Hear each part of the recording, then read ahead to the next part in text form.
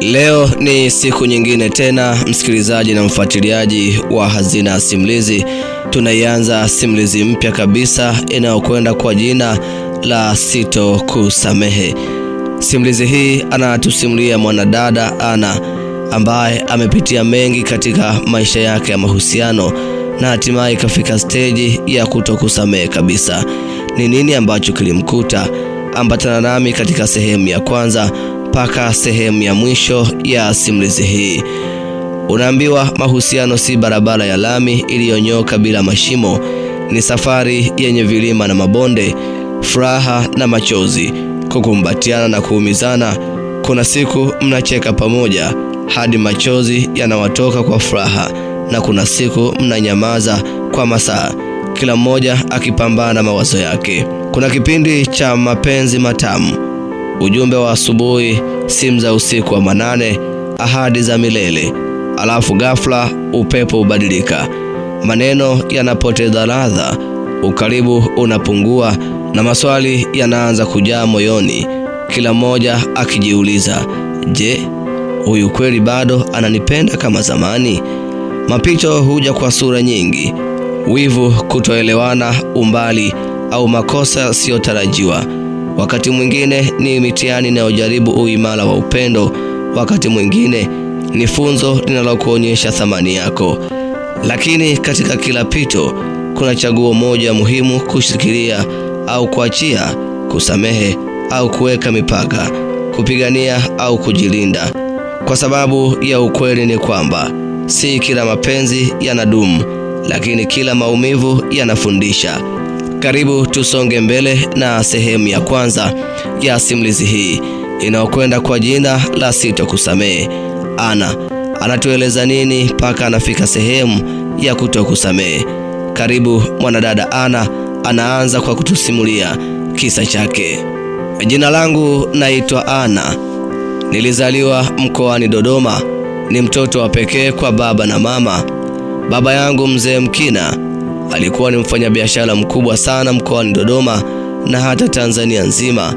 Alikuwa akimiliki kampuni kubwa ya usafirishaji iliyokuwa ikifanya kazi ya kuingiza na kutoa mizigo ndani na nje ya nchi. Mama yangu naye alikuwa na hoteli kubwa za kifahari katika mikoa mingi hapa nchini, hivyo kwetu pesa haikuwa tatizo. Tokea nikiwa mdogo hadi namaliza kidato cha 4 nilikuwa nasoma shule za gharama kubwa. Siwezi kujisifu sana, ila Mungu alinijalia uzuri wa sura na umbo zuri lenye kuvutia. Mara kadhaa watu wakubwa na wenye pesa zao walishanifuata kunitongoza, lakini sikuwa na muda nao kutokana na nilikuwa na malengo katika maisha yangu. Baada ya kumaliza kidato cha 4, siku moja wakati tumeketi kibarazani tukiwa tunapiga stori za hapa na pale, mimi, baba pamoja na mama yangu, baba yangu alianza kwa kuniuliza, mwanangu, umefaulu vizuri sana katika mtihani wa kidato cha 4. Kwa kuwa umepata alama za juu sana, nimeonelea nikuhamishe nchini ukasome nchi za nje. Baada ya matokeo kutoka nikiwa nimefaulu kwa kupata daraja la kwanza, baba alipanga kunipeleka nikasome nchi za nje, lakini oni lake mimi nilikuwa na mawazo yangu tofauti kabisa. Baada ya hapo baba nilimwambia, baba, mimi sitaki kusoma huko Ulaya, sitaki kuwa mbali na ninyi wazazi wangu, nitasoma hapa hapa nyumbani, tena nataka nisome shule za serikali. Nilipinga wazo la baba yangu la kunipeleka nchi za nje. Tofauti na uzuri ambao nilijaliwa, pia sikupenda kujitofautisha na wenzangu. Nilipenda kujifananisha na wenzangu, hata wenye kipato kidogo. Sasa mwanangu, wazazi wako tuna pesa, ya nini ujisumbue kwenye shule hizi za serikali? Samahani baba, mwanao najiamini baba.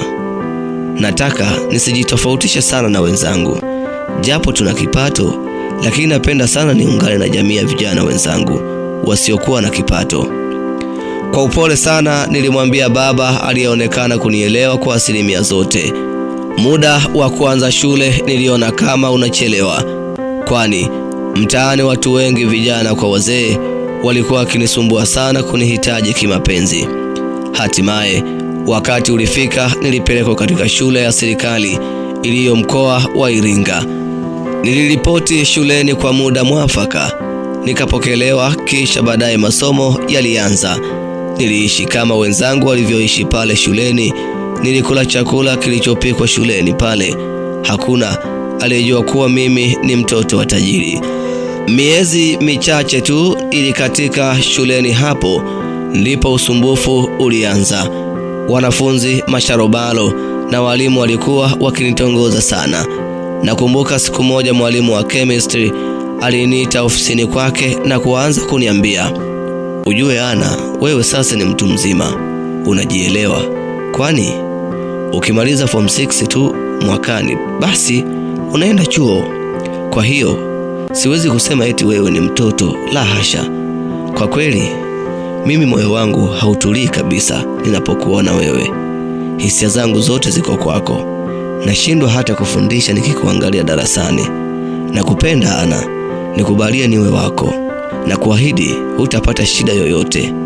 Mwalimu alikuwa akiongea akiwa ananitazama uso kwa uso.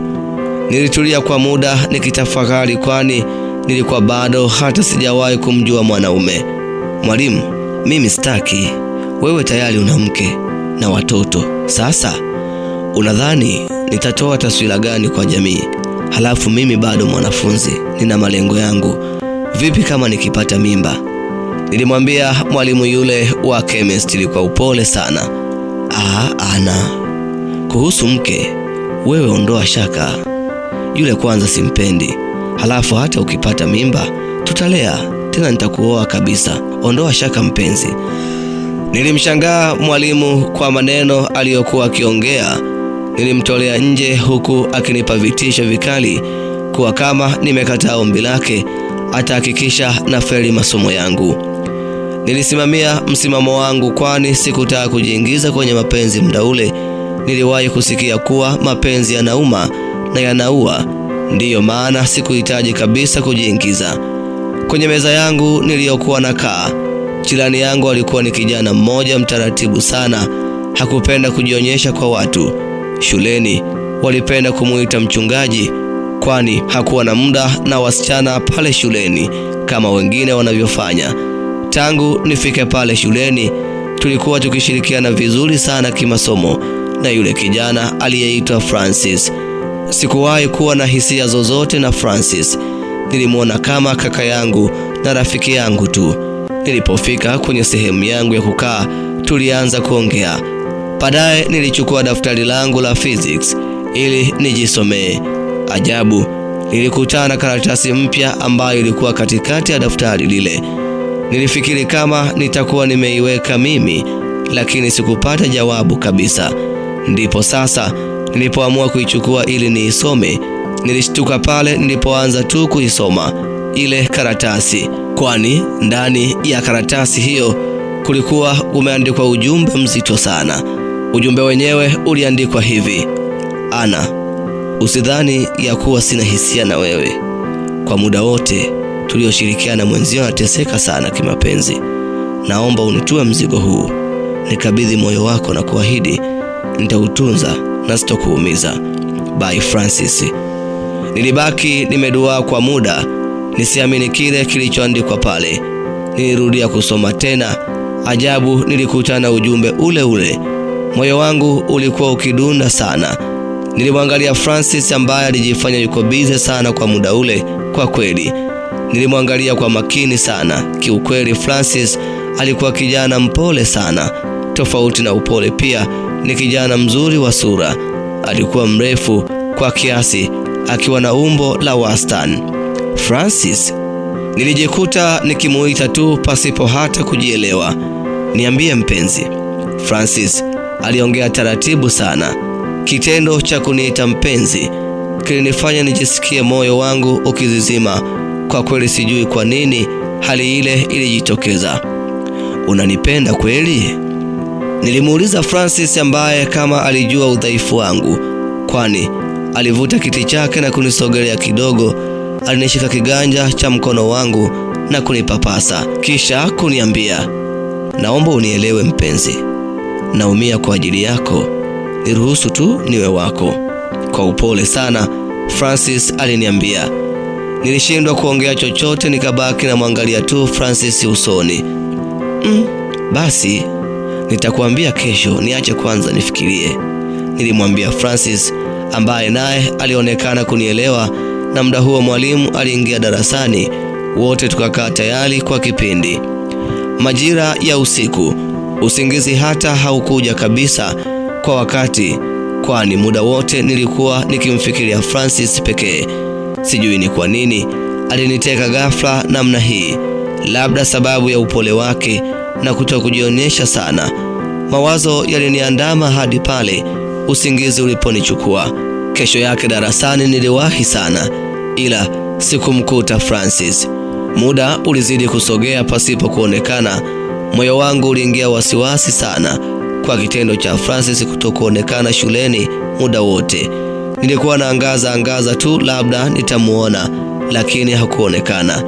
Moyoni nikawa najisemea, sijui yuko wapi huyu Francis.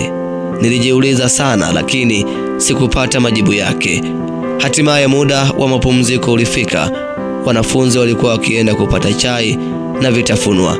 Mimi wala sikuhangaika na vitafunwa, nilikuwa namtafuta Francis tu. Mawazo yangu yalinituma kuwa labda Francis atakuwa amepewa adhabu. Nilimtafuta bila mafanikio. Nilipojaribu kuwauliza marafiki zake, nao walinipa majibu yasiyoridhisha. Wengi waliniambia kuwa Francis hawajamuona.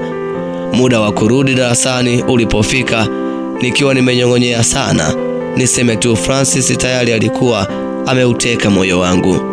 Siku yangu iliisha vibaya sana. Ajabu, hata muda wa kula sikumuona. Usiku wakati nikiwa naelekea prepo, nilishtukia naguswa bega langu. Nilipogeuka, nilikutana na tabasamu lililofanya moyo wangu ujawe na furaha. Hakuwa mwingine bali alikuwa ni Francis. Na mimi kwa kuhamaki nilimuuliza, ulikuwa wapi Francis? Nimekutafuta jamani, nilimwambia Francis, ambaye uso wake ulibadilika kutoka kwenye tabasamu hadi kuwa na huzuni. Ni maisha tu Ana, mimi sio mwanafunzi tena. Francis aliongea kwa huzuni kubwa. Unasemaje? Kwani umefanya nini? Nilihamaki sana kwa kauli alioniambia Francis. Isitoshe mimi tayari nishamuweka moyoni. Ana, kawaida tu. Mimi hapa unavyoniona sina wazazi wote, huwa najisomesha mwenyewe. Sasa toka nilipote hapa shuleni sina wa kunilipia ada. Wameniambia nirudi nyumbani nikatafute ada, ndo nirudi niendelee na masomo. Sasa sioni pa kuipata ada, Francis aliniambia huku machozi ya kumlengalenga. Kwa kuwa sikutaka kumpoteza Francis wangu. Isitoshe nyumbani kwetu pesa ilikuwa sio tatizo, na niliondoka nyumbani nikiwa na pesa ndefu sana ya matumizi. Niliona nimsaidie Francis. Pole sana Francis. Kwanza nikuambie kuwa ulichoniambia jana nimekubali kuwa mpenzi wako. Naomba usiniumize. Pia kuhusu ada, ondoa shaka mpenzi wangu, mimi nitakulipia yote, nilimwambia Francis, ambaye hakuamini, na kwa furaha alikuja kwangu na akanikumbatia. Niseme nilihisi msisimuko ambao sikuwahi kuhisi toka nizaliwe. Francis aliendelea kunikumbatia kwa muda mrefu sana, mimi nikiwa nimeshindwa kufanya chochote kutokana na msisimuko nilioupata. Aliniachia sasa nikiwa hoi kweli. Ajabu, Francis hakuwa na furaha kama nilivyotarajia, bali alikuwa analia tu. Naam, msikilizaji, hiyo ni sehemu ya kwanza ya simulizi inayokwenda kwa jina la Sitokusamehe. Je, ni kipi ambacho kinamliza Francis?